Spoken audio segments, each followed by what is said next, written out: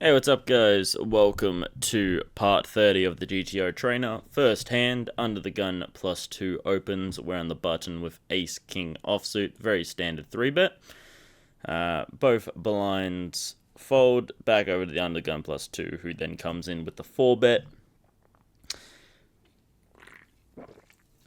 Ace King suited would 100% be a 5-bet, I would believe. However, I do believe we're going to be put in an SBR situation, because if they call, that's going to be 68 bigs in the middle, so pretty much leaving just a pot behind. So I do lean towards, I do think if we do a 5-bet here, if they call, so that's going to be 68 bigs in the middle, leaving, 66 behind. And that's pretty much all in on the flop. With a drawing hand like Ace King, you don't really want that. So I believe it's between a call all in and a fold. So I believe that 34 sizing doesn't really achieve anything. Just kind of isolates a strong range that pretty much, especially when we're out of position, so they have the initiative, so we're most likely going to have to react and most likely be put in a very tough situation where about 66% of the time we have to call with ace high. Yes, we have the nut ace high essentially. Up again we're beating all other ace highs, but would another ace high realistically then just shove pot on the flop? Maybe potentially just to try to deny equity to better ace highs. Pretty much just targeting our hand essentially. So I could hear a fold also in the fact that we don't have any suited to add a little bit of extra equity. We could be up against... it's probably way too early to start to isolate saying, oh, we're just up against aces, we're just up against kings. And then, we could be chopping with ace king, but they do have an extra 3-4% due to being suited, most likely. Just because they are very, very tight, strong range, given their very early position open. But we are 3-betting from the button, so it's going to be a little bit of a wider 3-bet. Therefore, they can 4-bet a little bit wider, even though they are in early position. However, because both of the blinds have folded, their early position is kind of null and void now, so it's pretty much just they're out of position, heads up. So I could hear, I believe it, so I could understand not calling. So we leave about 1.5. No, so we call here 40 bigs in the middle. So we got about SBR of 2, leaving what's it called?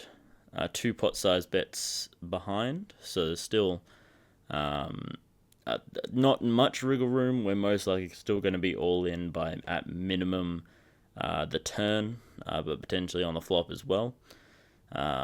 So I'm in between an all-in or a fold, and I'm going to lean towards jamming here. Try to deny equity to better ace highs.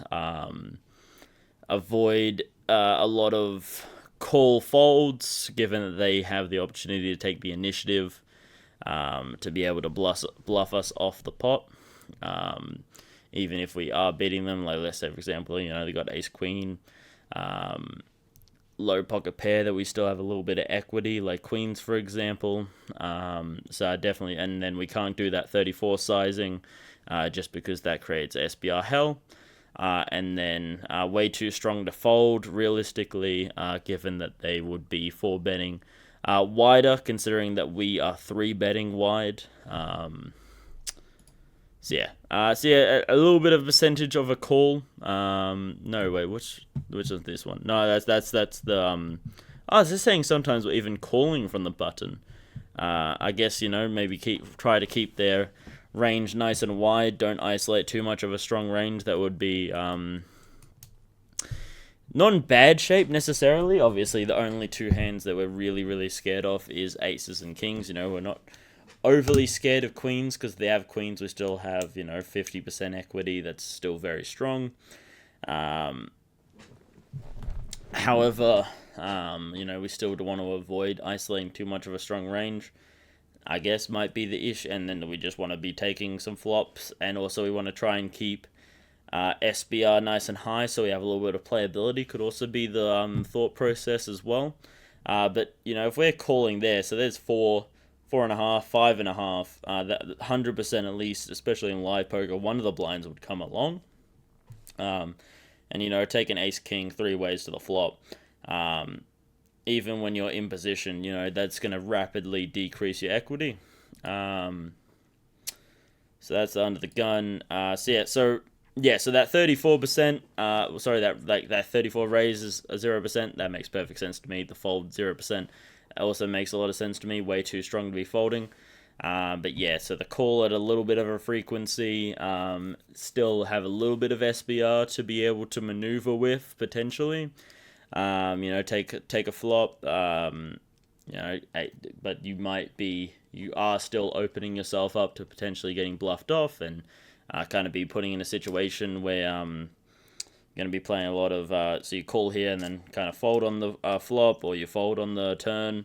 And you can get very easily bluffed off or just taken off the hand, whereas the all-in here achieves denying equity to like queens, maybe, potentially, denying equity to jacks, all other pocket pairs that would still take this line. It's like pretty much like even pocket twos, it acts the same as pocket queens in this situation. And then, it's just unfortunately if we run into aces or kings, we ran into the one that we did want to run into, kings, because we still have 30% equity. And then, if you do if you're already comfortable with putting yourself in a situation where where the SBR is so low that you would be all in on the flop, you're better off going all in pre-flop, potentially denying equity to other hands. Like, for example, maybe that a very off chance they fold kings, maybe, and then, what's it called? Pocket pairs that you're flipping with, you deny that equity. And then all other hands would probably still have like 30%, 40% equity that you want to deny as well. That, if you just call, you still allow them to realize that equity. So at least the all-in allows you to 100% of the time realize your equity that you might not be able to otherwise, and it allows you to have the potential to potentially deny equity to others or to other hands. And ace king is still it's not in horrific shape. It's in bad shape, but not in horrific shape. It's definitely bottom of range to take this line. But you still need to play certain hands like this way in order to balance out your range so you can get paid with your better hands. Moving on to the next hand. Very tight, strong, under the gun, open when the hijack with 5-3 suited. 5-4 would be probably calling from button, cut off, maybe even raising at a small frequency. But suited gappers with still, 4 players behind. We can't really raise there. And then if we call, we're just going to allow at least 2 of those in along as well. Over from the hijack when the big blind with some offsuit garbage, pretty standard snap fold. Next hand, under the gun +2 opens. We're in the big blind with king 5 offsuit. I can definitely hear a. Could I hear a call? I don't think so. We do have really good pot odds. We only need to put in 1 to win 4, so we're getting about 20% odds. But yeah, I reckon that's still just going to be a snap fold. I'm assuming king 5. Yeah, king 5 is going to be a call, even a raise at a little bit of frequency. We are in there with a little bit of offsuit aces, but offsuit kings just a little bit too wide. Next hand, when the button we open with queen 3 suited, get 3 bet by the small blind. This is going to be a snap fold. Even though, yes, the kick is low enough to the point where you might feel like you won't get attached to it and you'll easily be able to get away from out-kicked situations. Still just not enough equity to kind of fall back on. Not a lot of playability. We would much rather hands with a little bit more playability on the button to take advantage of our imposition. Move on to the next hand. So small blind limps. We're in the big blind of ace king offsuit. I reckon this is going to be a standard raise. Try to narrow down small blind's range a little bit, because when it's blind versus blind, it's going to be a very wide range here. So we want to try and isolate that just a little bit. So they call. Flop comes 10, 7, 6, 2 spades. We do have the ace of spades. So a little bit of backdoors there, but not really much going on. So we're going to take a standard about 1/3 sizing. Try to see where we're at. Then we get 3-bet by the small blind. I reckon this will be a call. I reckon we still have, what, 6 clean outs. So about what? So 24% equity on the flop to call there. Getting a good price, I believe. I'm thinking it's what we have to call 5. How much was in the pot? So we do this. So there you go. So there's 8 in the pot. We need to call 5 to win 13. I reckon that's more about what? 5 to win 13. So that's about 30%. So we probably don't have as much equity. We probably don't have the odds to call. But I think we still could be ahead of a lot of their range that could just be trying to raise up as a bluff to try to deny equity, potentially. Deuce going to be very inconsequential. We do have plenty of showdown value as well with our ace high, so we're going to check back.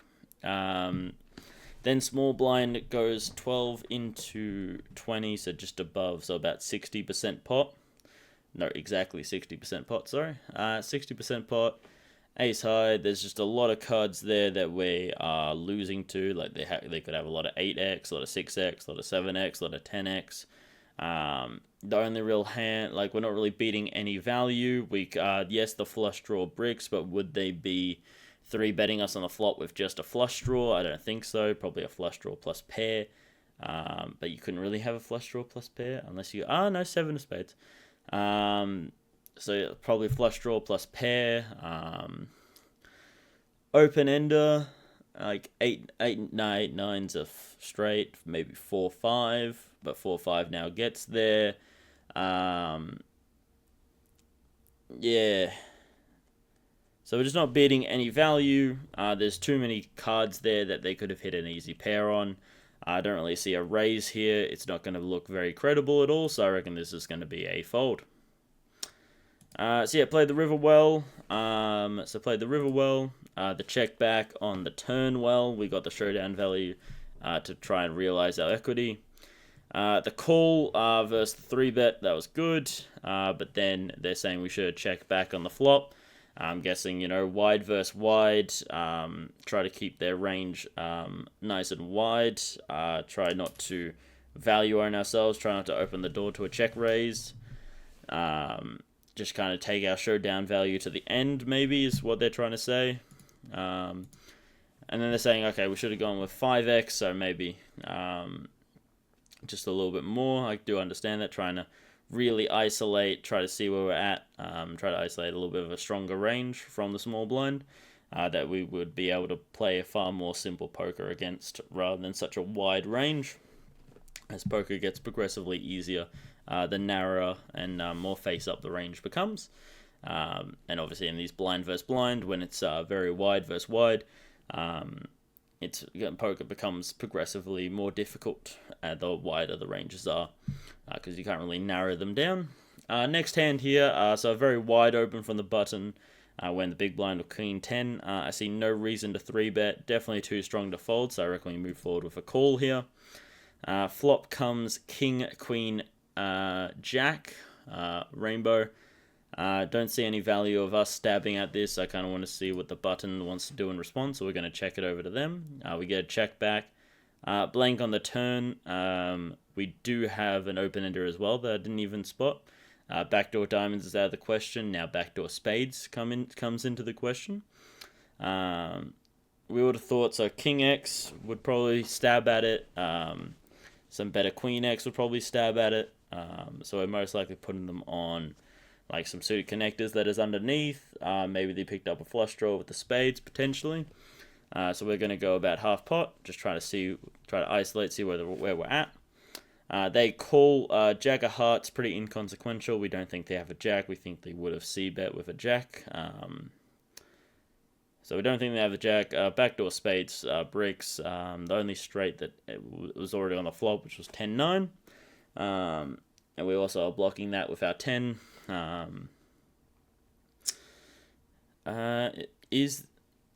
Can we go for value here? Probably very thin value. What are we trying to target, really? Because I don't think they got a king. I don't think they got a queen. I don't think they got a jack. So I think the only thing we can really do is a check and then bluff catch. It's kind of the only line that I'm seeing here. They bet 6.5. I reckon we just snap call. Okay, so we should have raise. Check raise. Hey, why? Cool, because I reckon if we check raise here, we're just isolating way too much of. We're only going to get called by better. Like a king, like what's got nothing else. Like a tens aren't going to call us. Okay, tens aren't going to call us. Nines aren't going to call us. Eights aren't going to call us. Nothing's going to call this check raise. We're only trying to fold out their. What's it called? Only trying to fold out their value. Okay. And a king's not going to fold. A queen might fold at a little bit of frequency, but even then, because we're flattered from the big blind, they know that we can't have top range. They know we can't have ace-king. We can't have king-queen. We can't have queen-jack realistically. Maybe we could have queen-jack, maybe, but we can't have a strong king. We can't have a strong queen. Like, we can't have ace-queen. We can't have king-queen. We might have queen-jack, potentially. It's probably the only queen that we have, queen-jack. We might have king-jack, maybe. Potentially king-jack, potentially queen-jack. Those are only real, like, strong hands. Like, we can't have ace-king, we can't have ace-queen. We also didn't raise on the flop at all. Maybe we could have just been checking out a position. Potentially. But probably with such a wet dynamic board, we would probably want to be raising and just donk leading to try to, deny equity, to try to charge them for some cards, because it's a hand that definitely, like a king X here, definitely needs a lot of protection. There can be a lot of easy 10x within the button's range that you want to try and charge. That has, about 32% equity that you want to be charging here. So they would probably just snap this off. Obviously with a jack you snap this off. But if I had a king, I would snap it off. Even if I had a weak king, I would snap it off. Maybe not a weak queen, but definitely with a weak king, I would snap off. Maybe we're trying to fold out. Well, because a weak queen isn't going to call us. So we're only folding out weak queens. We're not folding out weak kings. Weak kings are going to call us. And a weak king doesn't call us. That's a bad poker player, in my opinion, because we can't have any strong kings. So a king should think that they're good. And a king should put up their hand and go, oh, well, if they have a jack, they have a jack. If a king's folding here, they're kind of folding everything, in my opinion. They're folding absolutely everything, because we've telegraphed and told them, hey, we don't have a strong king. And if we do have a king, okay, it's not a bloody strong one. Okay, and would we do this with a strong king? Probably not. If we had a king, we'd probably just, call and take our showdown value. And try and win the pot like that. We probably wouldn't raise. We would feel that king is way too weak and way too thin to go for value. So I don't understand this raise at all. I'll definitely try to do some research and try to figure it out. Okay, because it makes absolutely no sense to me. Like, look, of our king, we're even folding a lot of our weak kings. Okay, they're saying to fold a lot of your weak kings, apart from king 3, which, that's obviously a 2-pair. No, but king 3 isn't a 2-pair. King 3 is the same as, because the 3 doesn't play. That's still kings, jacks, and a queen. So the king 3, why are we calling with king 3? Huh? Why? What? I think the solver thinks that 3-pair exists. Because why would we be folding king 7 when king 7 is the exact same as king 3? All these kings are the same. Apart from king jack, obviously. King Jack obviously is a different hand. King 10 also doesn't play. Okay, all these King X is the exact same hand. So that makes no sense.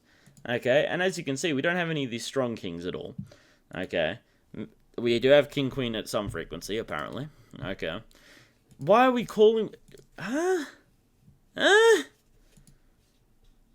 would be raising with King Queen, I reckon, if I had a strong queen. Probably not. But yeah, I could also hear that in terms of even if we have a strong king, we would probably still just call, apart from, if we have a bloody full house. But yeah, this just makes absolutely zero sense. Obviously, pocket threes, yeah, I got that. Why are we doing this just with a 3? That makes no sense. Like, we can't credibly represent anything, and I reckon everything that they've got here is just value. I don't think they're bluffing. Like, there's not much air that gets here. They probably aren't calling on the turn with just straight air. Like, yeah, okay, yeah, sure, it's a half pot. We're giving them a good, like, absolute price, I guess. But then they come out here and, we check, we give them a little bit of rope, and then they bet, then it's just, like, the idea is, okay, we check, we give them a little bit of rope, then they're going to bluff off. You don't raise if you're trying to get them to bluff off. You raise when you think they got worse for value, because then they're going to call you. But if you're just raising to try to get them off a bluff, then what's the point of that? Because you're already beating the bluff, and if you're not beating the bluff, then you wouldn't try to incentivize them to bluff, realistically, unless you're trying to do some big meta games where you're trying to get them to out bluff, like get them to bluff so that then you can bluff them off. I guess I could potentially hear that. But yeah, I think we have enough showdown value that, Queen X might be winning here enough of the time. They might still be doing this same play with, just a 10, like a naked 10. They might be doing this same play with an underpair, for example. Okay, like if we have a look at what does the button have here? Like, look, they have no underpairs? Okay, fair enough. Well, maybe an underpair would have taken a stab at some point. Like taking a stab at the turn. Maybe they would have re-raised me on the turn. Maybe they would have, but no, I don't think an underpair would probably and the underpair would probably call on the turn, I would think, like, half pot. We can't have any strong King X, we can't have any strong Queen X. Maybe they could be just calling to try to bluff off later. And also think that, maybe they're still ahead of a lot of things. We also have a lot of air here as well, potentially. So, there's still a lot of things going on here. But yeah, I don't know. Personally, I think this is one of those situations where you're only going to get called by better. I reckon you're only going to get called by better. And if you bet and you're only going to get called by better, you shouldn't bet, realistically, in my opinion. And also there was another bad play in here as well. So on the turn, so that should have just been a check back on the turn. Okay, well, I can hear that as well. I'm guessing the idea is, maybe it's just a little bit too thin for value. We want to just take our equity all the way. We do have showdown value, so I can understand that. So you're saying raise? Yeah, that just makes no sense to me to be raising there. But yeah, I can hear a check here. Just we got enough showdown value. Try to realize that equity. Move on to the next hand. Hijack opens. We 3-bet, and the cutoff folds around back to the hijack, who then comes in with a 4-bet. This isn't going to be as wide as I believe it was in the. Was it a wide? No, it was. That was a very tight range there. But so this is going to actually be wider here in the hijack. So a little bit of a wider opening range, and a little bit. And they're going to be able to, a similar type of situation as with the under the gun hand, like the first one, the other ace king off hand. Because we are 3-betting them from late position versus a middle position open, we're going to be 3-betting wider because it's from a late position versus a middle position. So we're going to be able to 3-bet a little bit wider because we're going to be in position. We only have one person that could be in position to us, and we only have 3 people to act behind. So therefore they can four bet a little bit wider than normal, rather than it being like a under the gun getting 3-bet by under the gun +1, which is just going to be an extremely excruciatingly tight range. So they can 4-bet a little bit wider due to us 3-betting a little bit wider, like in response. They can 4-bet a little bit wider in response to our wide 3-bet. So I can definitely, same type of situation, that 33 raise is out of the question, because that's going to be 66 bigs in the middle, leaving, 66 bigs in the middle, leaving about, 67? Yeah, leaving 67 behind, so pretty much just, basically a pot-sized bet behind. So SBR, just about, inches above 1. Basically 1.02 or something like that. So yeah, SBR basically 1, so we're going to be all in on the flop. So that raise of 33 is just out of the question. So I think this is the exact same situation where we just shove all in. Deny equity, realize our own personal equity. We end up losing the flip.